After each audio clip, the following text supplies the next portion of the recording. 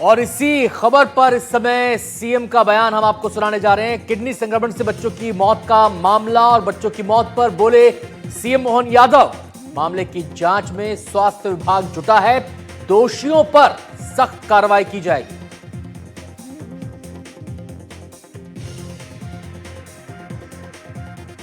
छिंदवाड़ा में cough syrup की वजह से कुछ बच्चों की मौत हुई है और कहा जा रहा है कि कुछ उसमें मानकों का पालन नहीं किया गया, तो ध्यान रखा जाएगा कि ये बैच और ये लॉट अलग अलग बाकी ज़िलों में ना जाए। बिल्कुल सही बात है। हम संवेदनशील तरीके से सरकार चलाते हैं। अगर जरा भी कोई शिकायत आती है, हर विभाग कार्रवाई करता है, हेल्थ डिपार्टमेंट भी कार्रवाई कर रहा है, हम उस तरफ आगे बढ़ेंगे।